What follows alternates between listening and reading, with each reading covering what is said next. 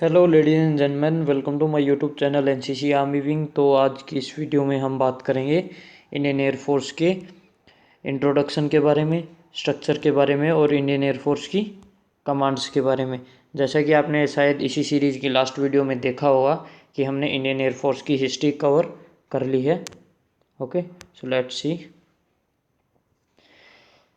अगर हम स्ट्रेंथ की बात करें, करंटली इंडियन एयरफोर्स की स्ट्रेंथ की अगर हम बात करें तो 1 जुलाई 2017 के हिसाब से इंडियन एयरफोर्स में अभी 1,39,000 पर्सनल्स हैं, इंक्लूडिंग ऑफिसर्स एंड एयरमैन, यानी अफसर और सिपाही दोनों मिला के। ओके, अभी 12,404 सर्विंग है और ऑफिसर्स सर्विंग है और 1,27,172 एयरमैन सर्विस में है। ओके, अलॉटेड स्ट्रेंथ ऑल दो ज़्यादा है, आप सब जानते ही होंगे, और forces are running sort of men as well as officer at around 1748 aircrafts हैं इंडियन एयरफोर्स में, जो सब मिला के हैं helicopters, training aircrafts, carriers, fighter aircraft, सब कुछ मिला के।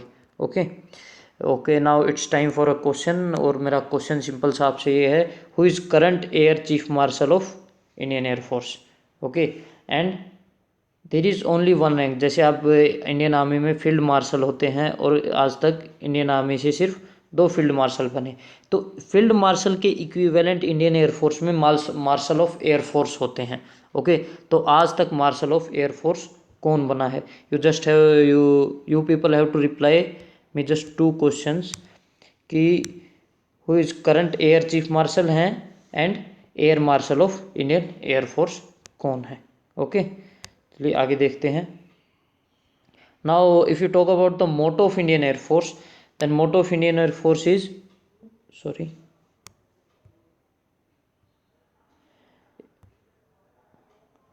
if we talk about motto of Indian Air Force, then motto of Indian Air Force is Nabs Persam Diptam, यानी touch the sky with glory, या ग्लोरी टच द स्काई। ये कहाँ से लिया गया है? श्रीमद् भागवत गीता के चैप्टर नंबर 11 वर्स 24, श्लोक नंबर 24 से लिया गया है, जो कि ये है। ये संस्कृत का श्लोक है, जिसका हिंदी में अगर हम अनुवाद करेंगे तो क्या होगा? Let's see. Oh sorry, English में, lord seeing you from touching the sky with glory, effulgent, multicolored, having its mouth wide open and possessing large flames eyes, I, with my innermost self, frightened, have lost self control and no peace।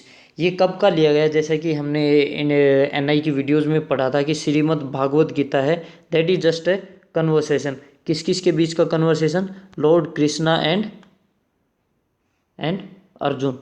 Okay, तो युद्ध के बीच में क्या कहते हैं अर्जुन उनको, जब Lord Krishna अपना रूप दिखाते हैं उनको कि लॉर्ड सीइंग यू फ्रॉम और seeing your form touching the sky with, कि आपका ऐसा रूप देख के, कैसा कि touching the sky with glory, multi coloured, having its mouth wide open and possessing large flaming eye, कि यानी मैं हक्का बक्का रह गया, मेरे को इतना अद्भुत लगा वो कि मैं हक्का बक्का रह गया, आंखें खुली रह गई, मुंह खुला रह गया।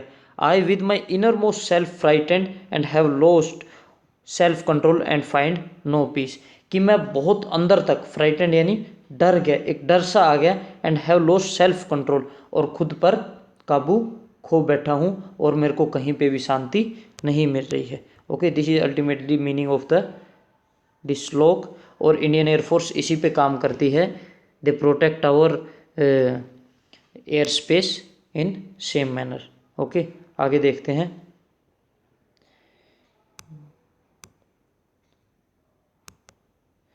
स्ट्रक्चर ऑफ इंडियन एयरफोर्स की अगर हम बात करते हैं, सबको पता है हमारी इंडियन आर्म फोर्सेस प्रेसिडेंट के अंडर आती हैं।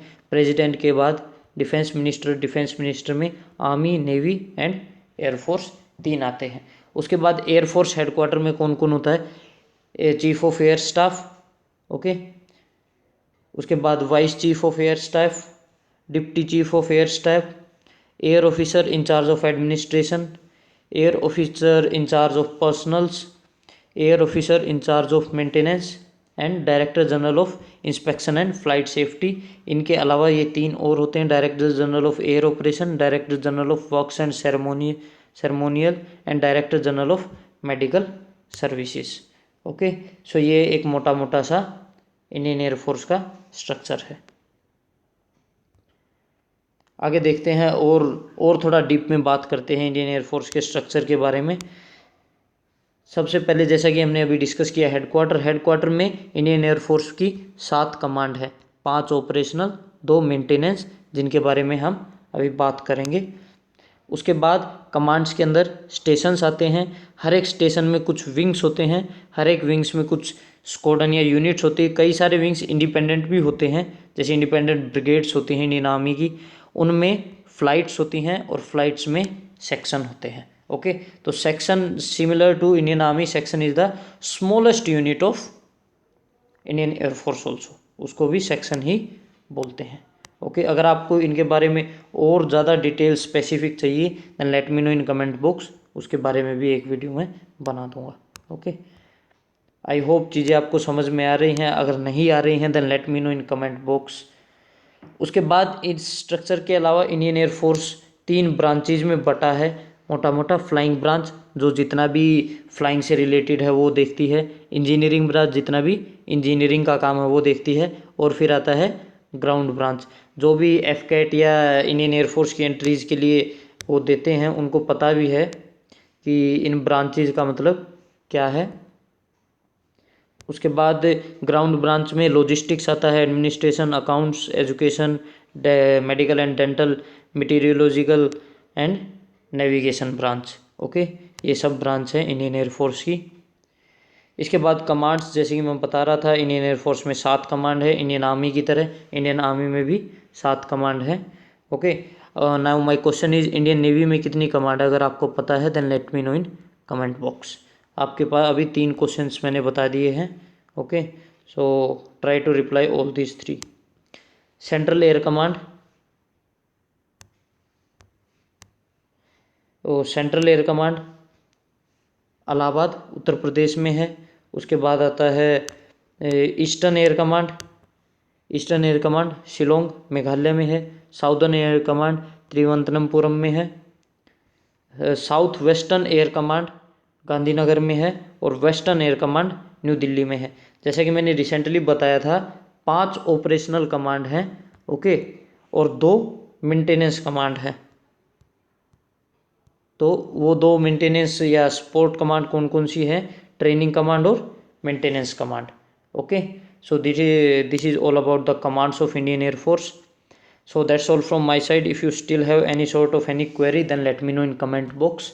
Thank you. Jai Hind.